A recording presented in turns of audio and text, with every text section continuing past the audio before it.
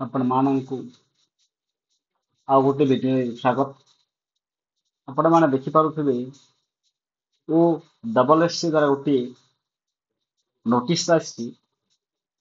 ଯୋଉ ନୋଟିସ୍ଟା ଆସିଛି ସେ ନୋଟିସ୍ରେ କ୍ୟାଣ୍ଡିଡେଟ୍ସ ମାନଙ୍କୁ ଏହା କୁହାଯାଇଛି ଯେ ତାଙ୍କର ଯୋଉ ଏକ୍ଜାମଟା ଏବେ ରିସେଣ୍ଟଲି PGT PCM ହେଇଥିଲା, ସେମାନେ ନିଜ ନିଜ କ୍ରେଡେନ୍ସିଆଲ ୟୁଜ୍ କରିକି ଲଗ୍ଇନ୍ କରିକି ଯୋଉ ପ୍ରୋଭିଜନାଲ ଆନ୍ସର କୀଟି ଏବେ ଆସିଛି ତାକୁ କ୍ୱେଶ୍ଚନର ଆନ୍ସରକୁ ଚ୍ୟାଲେଞ୍ଜ କରିପାରିବେ 17/7/2025 ପର୍ଯ୍ୟନ୍ତ।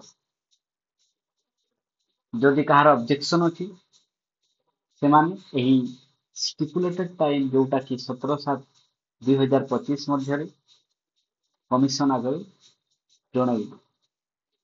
ଆଉ ଗୋଟିଏ ନୋଟିସ୍ ସେହି ଓ PSSCରେ ଅଛି, ଯୋଉ ନୋଟିସ୍ରେ PGT CBJ ଯୋଉଟାକି ତାଙ୍କର ଅଲରେଡି ପ୍ରୋଭିଜନାଲ ଆନ୍ସର କି ଆସିସାରିଥିଲା, ଏବେ ଫାଇନାଲ ଆନ୍ସର କି ଆସିଛି। ସେଇ ଷ୍ଟୁଡେଣ୍ଟ ମାନେ ଯୋଉମାନେ ମେନ୍ ଏକ୍ଜାମରେ ଏପିଆର ହେଇଥିଲେ ସେମାନେ ଲଗ୍ଇନ୍ କରିକି ଫାଇନାଲ ଆନ୍ସର କି ସହିତ ନିଜର ରେସ୍ପନ୍ସକୁ ମ୍ୟାଚ୍ କରିବେ ଆଉ ନିଜର ମାର୍କଟାକୁ ସେମାନେ ଜାଣିପାରିବେ। Thank you for viewing today's notice.